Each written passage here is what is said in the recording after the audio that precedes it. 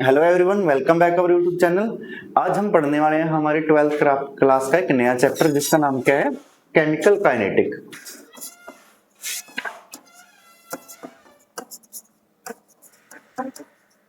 देखिए, सबसे पहले आप लोगों को ये पता होना चाहिए कि केमिकल काइनेटिक होती क्या है।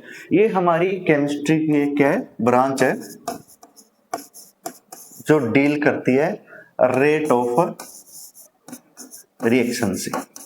कोई भी रिएक्शन कितना फास्ट है, कितना स्लो है, कितना मॉडरेट है, और उसको उस रिएक्शन को कौन कौन से फैक्टर इफेक्ट कर रहे हैं, और तीसरा उस रिएक्शन का क्या है मैकेनिज्म। देखो, ये रेट ऑफ रिएक्शन से डील करती है, इसको स्टेबिलिटी से कोई मतलब नहीं है। केमिकल काइनेटिक का प्रयोग कर कर हम किसी भी रिएक्शन को फास्ट, स्लो या क्या बना सकते हैं, मॉडरेट बना सकते हैं। उस रेट की स्टडी हमें कौन बताता है, केमिकल काइनेटिक। लेकिन ये किस चीज की स्टडी नहीं करती, स्टेबिलिटी की। स्टेबिलिटी के बारे में हमें कौन बताता है, थर्मोडायनेमिक्स बताता है। कोई रिएक्शन होगी या नहीं होगी उन सब के बारे में हमें कौन बताता है, थर्मोडायनेमिक्स बताता है। ये हमें ओनली बताते हैं कि रिएक्शन को कौन कौन से फैक्टर इफेक्ट कर रहे हैं और रिएक्शन का मैकेनिज्म क्या है। फॉर एग्जांपल, जैसे हम कोई जनरल सा एग्जांपल मान लेते हैं, जैसे पोटैटो का एग्जांपल ले लेते हैं, आलू का। जैसे जब आलू की खेती की जाती, खेती के बाद जब आलू को जमीन से निकाल लिया जाता है, उस आलू को जब बाजार में लेके आया जाता है, किसान का जो आलू, वो 4 से 5 रुपए केजी बिकता है। या तो 4 रुपए किलो बिकेगा या फिर 5 रुपए किलो बिकेगा। लेकिन जो सेठ लोग हैं या बड़ी बड़ी इंडस्ट्री के मालिक हैं, उस आलू को क्या करते हैं, वहां से परचेज करते हैं, फिर उसके ऊपर केमिकल का यूज कर कर उसको अपने रेफ्रिजरेटरों के अंदर या बड़े बड़े स्टोरों के अंदर क्या कर लेते हैं, स्टोर कर लेते हैं। तो वहां को स्टोर करने से उस आलू की लाइफ को क्या कर लेते हैं, सेव कर लेते हैं। लेकिन अगर उसी आलू को किसान अपने घर पर रखेगा तो घर पर वो आलू 4 या 5 दिन में क्या जमना शुरू हो जाएगा, जामना बोलते हैं जिसको। उसमें से छोटे छोटे जड़ें निकलना शुरू हो जाएंगी, और जो हमारा आलू है या उसमें से क्या पटाखे बजना शुरू हो जाएंगे, या हम नॉर्मल लैंग्वेज में कह सकते हैं कि वो आलू खराब होना शुरू हो जाएगा। लेकिन वही जो सेठ लोग हैं उस आलू को क्या करते हैं, 60 से 70 दिन तक क्या रख सकते हैं, सेफ रख सकते हैं। और जब किसान के आलू खत्म हो जाएंगे उसके बाद उसको बाजार में लेकर आते हैं और हाई रेटों के ऊपर बेचते हैं। तो वो सब किसके कारण पॉसिबल हुआ है, किसके कारण, केमिकल काइनेटिक के कारण। जैसे आजकल ये लोकल एरिया के अंदर पॉली हाउस वगैरह हैं जिसके अंदर खीरा बहुत ज्यादा अमाउंट में लगाया जाता है। तो जो खीरे के एक बार फ्लावर आना शुरू हो गए ना, तो उसके बाद ऐसे ऐसे केमिकल डाले जाते हैं कि फ्लावर से डायरेक्ट जो खीरा है उसका साइज क्या होना शुरू हो जाता है, बढ़ना शुरू हो जाता है। लेकिन ये टेस्ट की या फिर उस खीरे की स्टेबिलिटी की, या हमें एनर्जी देगा, न्यूट्रिएंट वैल्यू उसकी वही होगी, इसकी केमिकल काइनेटिक कोई जिम्मेवारी नहीं लेता। केमिकल काइनेटिक तो बताता है कि ये आसानी से क्या कर सकता है, इस तरीके से वेट को गेन कर सकता है। तो उस चीज को हम क्या बोलते हैं, केमिकल काइनेटिक। ये हमें बताती है रिएक्शन फास्ट, स्लो या फिर मॉडरेट है। जैसे फौजी लोग हैं, वो क्या करते हैं, जब युद्ध के लिए जाते हैं ना, वो खाना खा लेते हैं।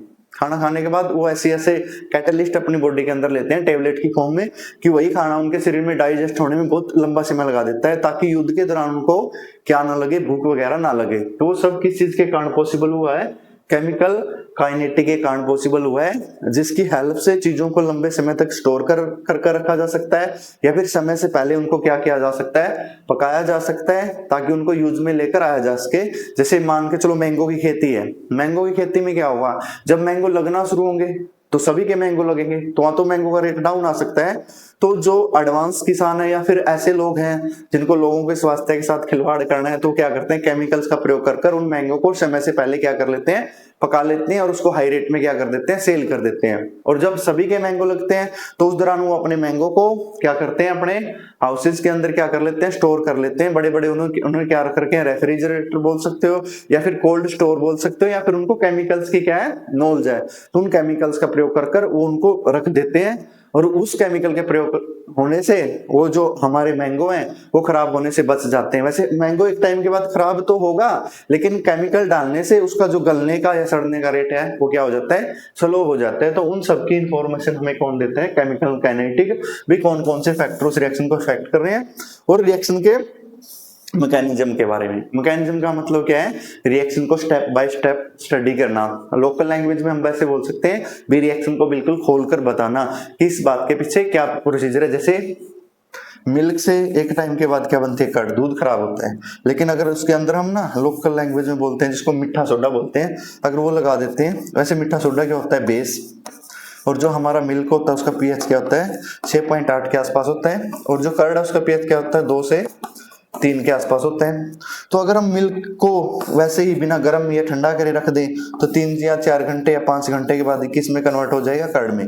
लेकिन अगर हम इसके अंदर मीठा सोडा लगा दें या कोई बेस डाल दें तो उस बेस को डालने से क्या होगा, इसका पीएच क्या कर जाएगा, इंक्रीज कर जाएगा, और इसको 2 से 3 के ऊपर पहुंचने में बहुत ही लंबा क्या लगेगा, टाइम लगेगा। देखिए पुराने समय में लोग इसी मेथड का प्रयोग करते थे।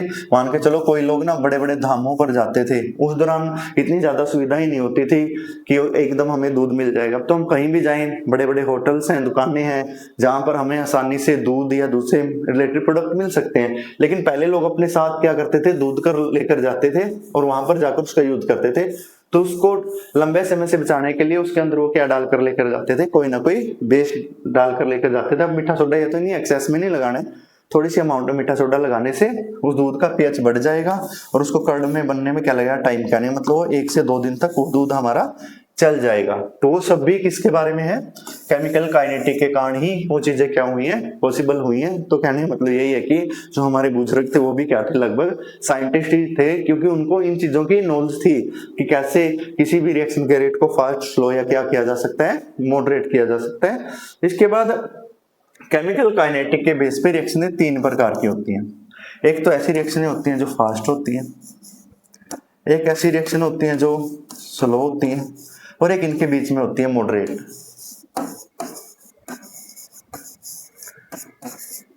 देखो स्लो का तो एग्जांपल हो गया रस्ट, इसको आप लोग क्या बोलते हो, रस्टिंग ऑफ आयरन, या फिर इसको हम क्या बोल सकते हैं, जंग लगना। वे आप लोग घर पर कोई भी लोहे की वस्तु लेकर आए, मान के चलो हम गेट लेकर आए लोहे का, और उसके ऊपर हमने पेंट वगैरह नहीं किया और उसको ऐसे ही लगा दिया, तो स्टार्टिंग में तो बिल्कुल चमक रहा होगा, लेकिन जब रेनी सीजन आएगा तो उसके ऊपर क्या लगेगी, बारिश की बूंदें भी गिरेंगी, और साथ में वो एयर के कांटेक्ट में भी आएगा और वाटर के कांटेक्ट में भी आएगा। पहले दिन तो हमें नहीं लगेगा, लेकिन 5 या 7 दिन के बाद उसके ऊपर एक ब्राउनिश लेयर जमना शुरू हो जाएगी, किसकी, रस्ट की। तो रस्टिंग के कारण वो गेट क्या होना शुरू हो जाएगा, खराब होना शुरू हो जाएगा। ये भी क्या है, केमिकल रिएक्शन है जो बिल्कुल क्या है, स्लो है। और कुछ केमिकल रिएक्शन हमारी क्या होती है, फास्ट। जैसे हम किसी भी चीज को खाते हैं उसका टेस्ट हमें एट अ टाइम क्या हो जाता है, पता लग जाता है, मिल जाता है। जैसे हमारी न्यूट्रलाइजेशन रिएक्शन होगी, एसिड की रिएक्शन किसके साथ, बेस के साथ, हमें क्या मिलेगा, साल्ट प्लस वाटर। तो ये न्यूट्रलाइजेशन रिएक्शन किसका एग्जांपल हो गया, फास्ट रिएक्शन का। और कुछ रिएक्शन ऐसी होती हैं जो क्या होती हैं, मॉडरेट, ना ही फास्ट होती हैं और ना ही क्या होती हैं वो स्लो, हम उनके बीच में होती हैं, मतलब जिनका होने का हमें एहसास होता है। जैसे कोई भी वेस्प है, जैसे हमारे यहाँ पर भीड़ लड़ गई, ततैया लड़ गया, तो उसके लड़ने के बाद हमारी स्किन के अंदर है ना धीरे धीरे स्वेलिंग आना शुरू होगी और वो हमें महसूस भी होगी, तो किसका एग्जांपल हो जाएगा, मॉडरेट का। जैसे हमारी बॉडी के अंदर फूड डाइजेस्ट होता है, वो भी किसका एग्जांपल हो जाता है, मॉडरेट का। और केमिस्ट्री की लैंग्वेज में हम ले लेते हैं C12 और 22 नहीं H22 और वो O11, जिसको हम क्या बोलते हैं, सुक्रोज। और इसकी फ्रेगमेंटेशन से हमें क्या मिलता है, C6H12O6 C6H12O6 ग्लूकोज और फ्रक्टोज हमें मिलता है, जो हमारी केमिस्ट्री की बुक में है, उसमें मॉडरेट रिएक्शन का ये एग्जांपल दे रखा है। लेकिन केमिस्ट्री में हमें ये नहीं पढ़ना कि ये फास्ट है, स्लो है, मॉडरेट है। यहाँ पर रीजन देखना है कि कोई भी रिएक्शन हमारी फास्ट क्यों होती है, कोई भी रिएक्शन हमारी स्लो क्यों होती है, और कोई भी रिएक्शन हमारी मॉडरेट क्यों होती है। उसके लिए हम एनर्जी डायग्राम देखेंगे। देखिए जैसे मान के चलो यहाँ पर एनर्जी है, यहाँ हमारी प्रोसेस चल रही और ये हमारी किसकी करवा है, एनर्जी की करवा। ये हमारा कोई भी क्या है, रिएक्टेंट है। तो सबसे पहले रिएक्टेंट को हम सफिशिएंट अमाउंट में एनर्जी प्रोवाइड करेंगे, फिर ये ट्रांजिशन स्टेट में जाएगा, यहाँ पर अपने सभी प्रकार के बॉन्डों को तोड़ना शुरू करेगा और बाद में किसकी फॉर्मेशन कर लेगा, वो प्रोडक्ट की। अब प्रोडक्ट की एनर्जी ज्यादा है किससे, रिएक्टेंट से, तो ये प्रोसेस कौन सी हो जाएगी, एंडोथर्मिक। क्यों, प्रोडक्ट की एनर्जी ज्यादा है किसे, एनर्जी ऑफ रिएक्टेंट से। हमें इससे कोई मतलब नहीं, हमें मतलब है रिएक्टेंट से ट्रांजिशन स्टेट के बीच की एनर्जी का गैप से। एनर्जी के गैप से, रिएक्टेंट से ट्रांजिशन एनर्जी के बीच के गैप को, उसको हम क्या बोलते हैं, एनर्जी ऑफ एक्टिवेशन। या रिएक्टेंट से प्रोडक्ट से ट्रांजिशन एनर्जी के बीच के गैप को हम क्या बोलते हैं, एनर्जी ऑफ बैकवर्ड। इस एनर्जी को हम बोलते हैं एनर्जी ऑफ एक्टिवेशन। अगर किसी भी रिएक्शन की एनर्जी ऑफ एक्टिवेशन जितनी ज्यादा क्या होगी, कम होगी, जितनी ज्यादा एनर्जी ऑफ एक्टिवेशन क्या होगी, कम होगी, उतनी ही वो रिएक्शन क्या होगी, फास्ट। कोई रिएक्शन फास्ट क्यों है, तो उसकी एनर्जी ऑफ एक्टिवेशन क्या है, बिल्कुल कम है। और कोई भी रिएक्शन स्लो क्यों है, उसकी एनर्जी ऑफ एक्टिवेशन क्या है, हाई है। मॉडरेट में एनर्जी ऑफ एक्टिवेशन इन दोनों के बीच में लाई कर जाएगी। तो एनर्जी ऑफ एक्टिवेशन को ही हम इस चैप्टर के अंदर क्या करेंगे, कंट्रोल करेंगे। इसके ऊपर टेम्परेचर का इफेक्ट देखेंगे, प्रेशर का इफेक्ट देखेंगे, कैटालिस्ट का इफेक्ट देखेंगे, और इसके कारण ही हम रिएक्शंस को स्लो, फास्ट या क्या कर सकते हैं, मॉडरेट कर सकते हैं। तो एनर्जी ऑफ एक्टिवेशन से आप लोगों को समझ आया ना, रिएक्टेंट से लेकर ट्रांजिशन स्टेट। ट्रांजिशन स्टेट का मतलब क्या है, जहां पर ओल्ड टाइप के बॉन्ड ब्रेक होंगे। फिर कौन सी स्टेज आती है इसके बीच में, एक इंटरमीडिएट स्टेट आती है, और फिर नए बॉन्ड बनना क्या होते हैं, शुरू होते हैं। तो रिएक्टेंट से ट्रांजिशन स्टेट की एनर्जी के गैप को हम क्या बोलते हैं, एनर्जी ऑफ एक्टिवेशन। और energy of activation he decide करती है कि कोई रिएक्शन फास्ट है, स्लो है, या फिर क्या है, मॉडरेट है। तो आप लोगों को 3 प्रकार की रिएक्शन का पता लग गया। अब देखते हैं रेट ऑफ रिएक्शन की डेफिनेशन के। तब सबसे पहले देखिए, हमारे पास कोई भी रिएक्टेंट आ रहे हैं और वो किसी प्रोडक्ट किस में कन्वर्ट हो रहा है, पी में। मान के चलो में जब हमारा टाइम क्या था, बिल्कुल 0 था, उस दौरान मेरे पास इसके 100 मोल थे और प्रोडक्ट क्या बनेगा, 0। तो कुछ समय के बाद मेरे पास टाइम कितना हो गया, मान के चलो 20 सेकंड हो गए। तो 20 सेकंड में इसके मोल मेरे पास मान के चलो कितने रह गए, 80 रह गए। तो यहाँ पर कितने बन गए होंगे, 20 बन गए होंगे। तो इसकी कंसेंट्रेशन को मैं C1 मान लेता हूँ, इसकी कंसेंट्रेशन को C2, इसकी कंसेंट्रेशन को C1, इसकी कंसेंट्रेशन को C2। तो रेट ऑफ रिएक्शन की डेफिनेशन क्या होती है, रेट ऑफ रिएक्शन की, change in concentration, change in concentration with respect time. Time के साथ कंसेंट्रेशन में क्या चेंज आ रहा है। अगर हम बात करें रिएक्टेंट की, तो रिएक्टेंट की कंसेंट्रेशन क्या होगी, C2 minus C1 divide by T2 minus T1। अब C1 कितना है हमारे पास, 100 है, और C2 कितना है हमारे पास, 80, माइनस 100 हो जाएगा। और टाइम क्या है, 20 माइनस 0। तो जब हम इसको सोल्व करेंगे, माइनस के 20 बाई 20, तो आंसर किस में आ गया हमारा, माइनस में। तो हम यहां से बोल सकते हैं कि decrease in concentration of reactant with respect time. Time के साथ रिएक्टेंट की कंसेंट्रेशन कितना डिक्रीज हो रही है, कंसेंट्रेशन ऑफ रिएक्टेंट टाइम के साथ कितना डिक्रीज हो रही है, उसको भी हम क्या बोलते हैं, रेट ऑफ रिएक्शन। या फिर हम किसकी विद रिस्पेक्ट देख लेते हैं, प्रोडक्ट की विद रिस्पेक्ट देख लेते हैं। प्रोडक्ट की कंसेंट्रेशन कितना है, C2 C1 T2 T1। ये हमारा क्या है, T1 है, ये हमारा क्या है, T2। अब देखो C2 कितना है, प्रोडक्ट के केस में देखना ना, यहां देखेंगे तो 20 माइनस 0 बाई क्या हो जाएगा, 20 माइनस 0। तो आंसर हमारा किस में आया, प्लस में। तो हम डेफिनेशन यहां से क्या बना सकते हैं, कंसेंट्रेशन ऑफ किसकी, प्रोडक्ट की कितना इंक्रीज हो रही है, किसके विद रिस्पेक्ट टाइम के साथ, तो उसको भी हम क्या बोलते हैं, रेट ऑफ रिएक्शन। तो यहाँ पर डेफिनेशन क्या बनी, यहाँ पर बोल सकते हैं हम decrease in concentration of reactant with respect किसके, टाइम के साथ। टाइम के साथ रिएक्टेंट की कंसेंट्रेशन कितना घट रही है, या फिर टाइम के साथ इंक्रीज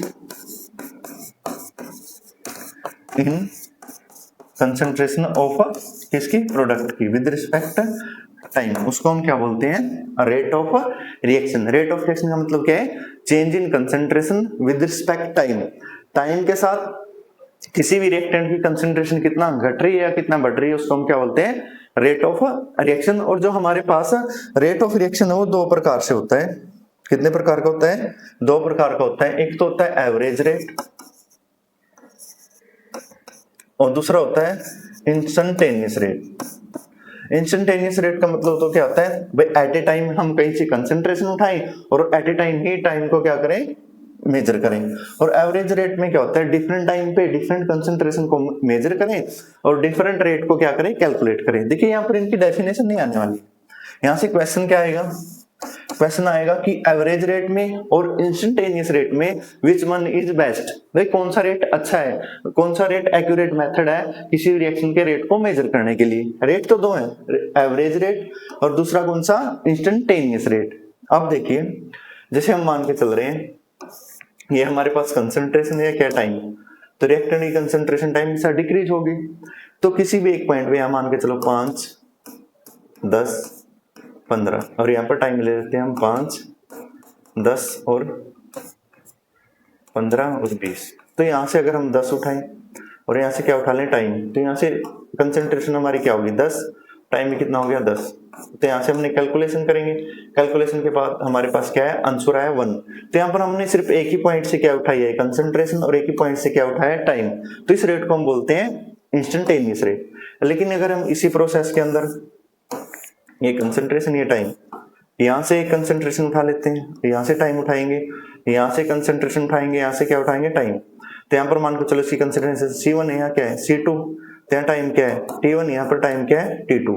तो यहाँ पर अब C2 minus C1, T2 minus T1, इस तरीके से अगर हम डाटा उठाएं 5, 10, यहाँ कितने हैं 15, तो यहाँ पर क्या हो जाएगा 10 माइनस के 15, और यहाँ पर टाइम क्या ले लेते हैं, हम ले लेते हैं 5, 10, 15। तो यहाँ पर क्या हो जाएगा हमारा 15 में से कितना घट जाएगा 10। तो यहाँ पर आंसर हमारा किस में आ जाएगा, नेगेटिव में। हम यहाँ पर हमने दो डिफरेंट कंसंट्रेशन पर दो टाइम लेकर हमें रेट ऑफ रिएक्शन निकालना पड़ रहा है, लेकिन जो हमारी जो कंसंट्रेशन है वो हमेशा टाइम के साथ क्या करती रहती है, वेरी करती रहती है। अगर कंसंट्रेशन में कोई चेंज आएगा, अगर हम टाइम में भी क्या लेकर जाएंगे, चेंज, तो जो हमारा आंसर है वो डिफरेंट टाइम पर क्या होगा, डिफरेंट होगा। तो इसलिए जो हमारा एवरेज रेट का मेथड है वो हमारा बेस्ट मेथड नहीं है। सबसे बेस्ट मेथड कौन सा है, इंस्टेंटेनियस रेट। तो यहाँ से ये क्वेश्चन आ सकते हैं। अब किसी भी रिएक्शन के रेट को हम कैसे कैसे मेजर कर सकते हैं, उसके लिए एक हमारे पास पहली टेक्निक है, उसका नाम क्या है, ग्राफिकल मेथड। तो इस तरीके से हम चाहे यहाँ पर कंसंट्रेशन लेंगे, यहाँ पे क्या लेंगे, टाइम, यहाँ कंसंट्रेशन, यहाँ पर क्या लेंगे, टाइम। तो टाइम के साथ रिएक्टेंट की कंसंट्रेशन डिक्रीज करेगी, या फिर टाइम के साथ प्रोडक्ट की कंसंट्रेशन क्या करेगी, इंक्रीज करेगी। अगर हमें निकालना है इंस्टेंटेनियस रेट, तो एक टाइम पर हम क्या ले लेंगे, यहाँ से कंसंट्रेशन उठाएंगे और यहाँ से क्या उठाएंगे, टाइम। यहाँ भी यहाँ से कंसंट्रेशन उठा लेंगे, यहाँ से क्या उठा लेंगे, टाइम। तो यहाँ पर वही C/T, यहाँ भी C/T। इस तरीके से हम इंस्टेंटेनियस रेट को क्या कर सकते हैं, मेजर कर सकते हैं। अगर हम एवरेज निकालेंगे तो यहाँ C1 हो जाएगा, यहाँ पर क्या हो जाएगा C2, तो यहाँ पर T1 हो जाएगा, यहाँ पे T2, यहाँ पर C1, इस पॉइंट पे मान के चलो C2। तो यहाँ से लेना शुरू करेंगे ना, तो यहाँ C1 हो जाएगा, यहाँ क्या हो जाएगा C2, क्योंकि प्रोडक्ट की कंसंट्रेशन टाइम के साथ क्या होती है, इंक्रीज। तो यहाँ T1 हो जाएगा, यहाँ T2। तो वही method C2 minus C1, T2 minus T1 का प्रयोग कर हम यहाँ से आसानी से क्या कर सकते हैं, कैलकुलेशन कर सकते हैं। ये किसी भी रिएक्शन के रेट को मेजर करने का ग्राफिकल मेथड है, चाहे वो प्रोडक्ट की विद रिस्पेक्ट हो या रिएक्टेंट की। अगर हमें ऐसा ना मिले, ये तरीका हम अप्लाई नहीं कर पा रहे हैं, तो दूसरा तरीका क्या है, रिएक्टेंट की कंसंट्रेशन किसके साथ, टाइम के साथ डिक्रीज कर रही है। तो इस पॉइंट से यहाँ से क्या ड्रा कर लो, एक टेंजेंट, और टेंजेंट बनाने के बाद वही tan थीटा का फॉर्मूला लगा दो, राइज बाय रन। तो यहाँ से आप लोग क्या उठा लोगे, कंसंट्रेशन, और यहाँ से क्या उठा लोगे, टाइम। तो मान के चलो यहाँ टाइम है T1, यहाँ टाइम है T2, यहाँ कंसंट्रेशन है हमारी C1, यहाँ कंसंट्रेशन क्या है, C2। वही तरीका है। दूसरा हम ऐसे भी कर सकते हैं, अगर हमें प्रोडक्ट की विद रिस्पेक्ट मेजर करना तो अपनी तरफ से यहाँ टेंजेंट ड्रा करेंगे, और वही राइज बाय रन का फॉर्मूला लगाकर यहाँ पर क्या हो जाएगी, ये वाली कंसंट्रेशन हमारी C1, ये क्या हो जाएगी C2, ये वाला टाइम T1, ये वाला टाइम T2। तो इस मेथड का प्रयोग कर भी हम किसी भी रिएक्शन के रेट को कैलकुलेट कर सकते हैं। लेकिन जब हमें ग्राफ दिया हो, अगर ग्राफ नहीं दिया हो तो उस दौरान हमें थोड़ी बहुत क्या आ सकती है, प्रॉब्लम आ सकती है। तो उस प्रॉब्लम को सोल्व करने के लिए एक मैथमेटिकल फॉर्मूला आया है, जिसको हम आगे पढ़ेंगे। आज हम जस्ट रिएक्शन को रिप्रेजेंट करना सीख लेते हैं, हम रिएक्शन को कैसे कैसे रिप्रेजेंट कर सकते हैं। ध्यान से देखिए, अगर हमारे पास A मोल A का है, B मोल B का है, C मोल C के, और D मोल हमारे पास किसके हैं, D के। तो हम इसको डिफरेंट तरीके से लिख सकते हैं। अगर मैं ऐसे लिखूँ ना, minus D A by D T, तो इसका मतलब क्या है, change in concentration of A with respect time. यहाँ पर अगर मैंने माइनस का निशान लगाया है तो इसका मतलब क्या है, रेट ऑफ, ये क्या होगी, गायब होगी क्योंकि प्रोडक्ट में कन्वर्ट होगी, तो ये रेट ऑफ क्या बन जाएगा, डिसअपीयरेंस, रेट ऑफ डिसअपीयरेंस हो जाएगा। अगर इसी को मैं ऐसे लिख दूं, साथ में इसके कोफिशिएंट्स, इसको क्या करूं मैं, डिवाइड करूं, तो यहाँ 1/a लिख लूं, तो इसका कोफिशिएंट है ना, तो इसको हम बोलेंगे रेट ऑफ रिएक्शन। ऐसे ही प्रोडक्ट की साइड भी एक एग्जांपल ले लेते हैं। अगर मैं सी के लिए रेट लिखना चाहूँ तो dC/dt, इसका मतलब क्या है, change in concentration of C with respect time. Time के साथ सी की कंसेंट्रेशन में कितना चेंज आ रहा है, तो इसका मतलब है भाई सी बन रही है, तो रेट ऑफ ये क्या होगा, फॉर्मेशन। लेकिन इसी को अगर मैं ऐसे लिखूं, 1/c कोफिशिएंट से डिवाइड कर दूं, तो क्या होगा, dC/dt, इसका मतलब क्या हो जाएगा, रेट ऑफ रिएक्शन। तो एक ये रिएक्शन को रिप्रेजेंट करने के कितने तरीके हैं हमारे पास, 4 तरीके हैं। अगर हम रिएक्टेंट को ओनली लिखें, उसके कोफिशिएंट से डिवाइड ना करें, तो उसको हम बोलते हैं रेट ऑफ डिसअपीयरेंस। इसको भी हम क्या बोलेंगे, रेट ऑफ डिसअपीयरेंस। जैसे इसको हम कैसे लिखेंगे, बी के केस में क्या हो जाएगा, माइनस dB/dt। देखिए इसका मतलब है कंसंट्रेशन, तो टाइम के साथ रिएक्टेंट की कंसंट्रेशन कितना डिक्रीज हो रही है, तो इसका मतलब क्या है, रेट ऑफ डिसअपीयरेंस। और अगर हम इसको साथ में, इसका कोफिशिएंट हमारा क्या था, b था, तो इसको हम क्या बोल सकते हैं, रेट ऑफ रिएक्शन। जैसे प्रोडक्ट की साइड भी था, प्रोडक्ट की साइड क्या था हमारा, d/dt, change in concentration of d with respect time, और साथ इसका मतलब क्या हो जाएगा, rate of formation of d। अगर इसको मैं इसके कोफिशिएंट से डिवाइड करूं, तो इसका मतलब क्या होगा, रेट ऑफ रिएक्शन। इसका मतलब क्या होगा, रेट ऑफ रिएक्शन। अगर हम जर्नल एग्जांपल लें, जैसे एग्जामिनर हमें कोई रिएक्शन दे, जैसे H2+O2 टू गिव H2O। अब इस रिएक्शन को बैलेंस करने के लिए O को 2 बनाएंगे, तो कितने हो गए यहाँ पर 2, H हमारे पास कितने हैं, 2 है, तो यहाँ पर कितना बना लेंगे हम, 2 और 4 हो जाएंगे, तो अब हमारी रिएक्शन बैलेंस है। तो इसको हम ऐसे लिख सकते हैं, change in concentration of H2 with respect time.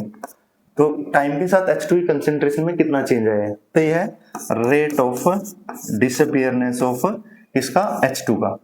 अगर इसी को मैं ऐसे लिखूं, इसके कोफिशिएंट 2 से डिवाइड कर दूं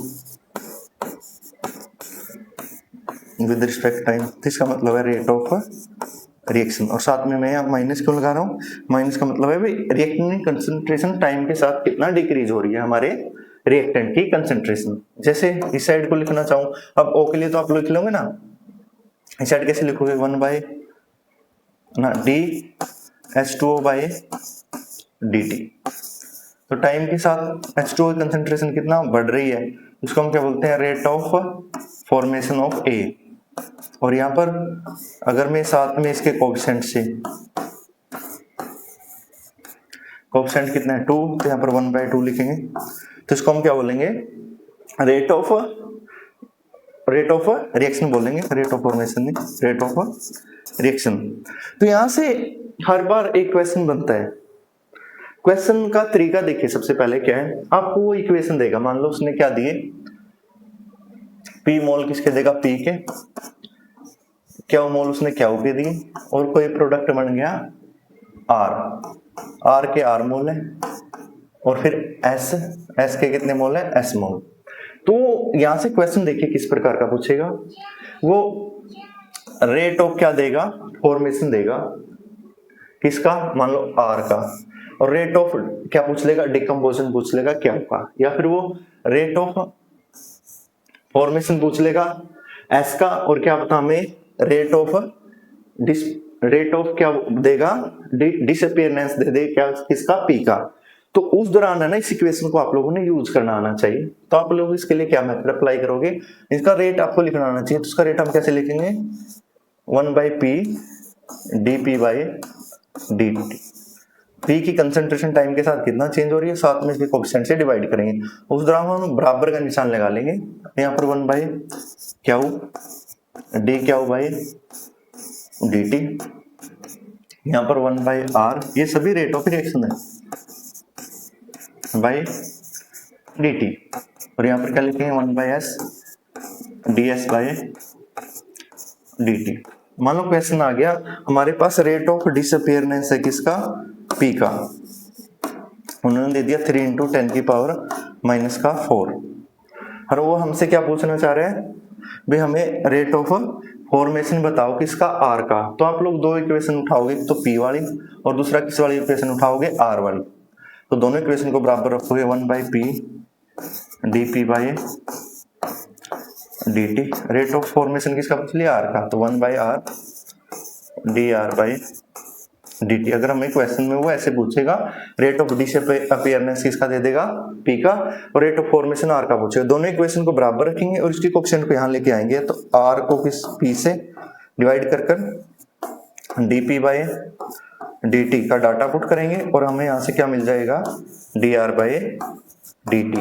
इस टाइप के क्वेश्चन हमें बार बार देखने को मिलेंगे, तो आपको कम से कम रिएक्शन को रिप्रेजेंट करना आना चाहिए। अगर मैं बाई चांस आपको बोल दूं ना, भाई मैंने बोल दिया D R by D T, तो बच्चों इसका मतलब बताओ, तो आप लोग बताओगे कि कोएफिशिएंट इसका आर है, कोएफिशिएंट से डिवाइड नहीं हुआ है, तो ये रेट ऑफ क्या है, रेट ऑफ फॉर्मेशन, देखो माइनस नहीं यहाँ प्लस होगा, रेट ऑफ फॉर्मेशन किसका, आर का। ये रेट ऑफ रिएक्शन नहीं है। अगर इतना डाटा दे रखा है ना, तब दो इक्वेशंस को बराबर नहीं रखेंगे। अगर हमें रेट ऑफ रिएक्शन दे रखा है तब देखेंगे, तो वो आपको देगा या तो रेट ऑफ डिसअपियरेंस देगा, रेट ऑफ फॉर्मेशन पूछेगा, या फिर रेट ऑफ फॉर्मेशन देगा, रेट ऑफ क्या पूछ सकता है हमसे, डिसअपियरेंस पूछ सकता है। जैसे और एग्जांपल लेके देखते हैं हम, H2 plus N2 to give NH3, इसको रिप्रेजेंट करते हैं हम। आप बताइए, मैंने ऐसे लिख दिया DH2 बाई DT, ये क्या है, और इसको मैंने ऐसे भी लिख दिया 1 बाई 3 DH2 बाई DT, इसको मैंने यहाँ लिख दिया D NH3 बाई DT। यहाँ मैं ऐसे लिख सकता हूँ 1 by 2 D NH2 by DT। देखो कंसंट्रेशन को हमेशा इसी ब्रैकेट में लिखना है। ये नेटिव स्टेट है, जिसको हम क्या बोलते हैं, एक्टिव एलिमेंट्स बोलते हैं या एक्टिव मासेस बोलते हैं। अब देखिए ये है, इसमें कोएफिशिएंट से डिवाइड नहीं कर रखा, तो ये रेट ऑफ क्या है, माइनस नहीं आना है, तो क्या है, डिसअपियरेंस। और ये कोएफिशिएंट से डिवाइड हो गया, तो ये रेट ऑफ क्या बन जाएगा हमारा, रिएक्शन। तो ये बताइए आप लोग, ये क्या बनेगा, रेट ऑफ रिएक्शन, और ये क्या है, rate of formation of NH3। इस तरीके से आपको रिएक्शन को रिप्रेजेंट करना आना चाहिए। अगर आप लोग ऐसा सीखे तो आप लोग इसको क्या कर सकते हो, आसानी से कर सकते हो। आज की क्लास में हम इतना ही पढ़ेंगे, मिलते हैं इसे नेक्स्ट वीडियो में। उसमें हम कुछ न्यूमेरिकल्स डिस्कस करेंगे, और जो हम नेक्स्ट रिएक्शन को कौन कौन से फैक्टर इफेक्ट कर रहे हैं, मास लॉ, रेट लॉ, इन सब के बारे में क्या करेंगे, डिस्कस करेंगे। Thanks for watching.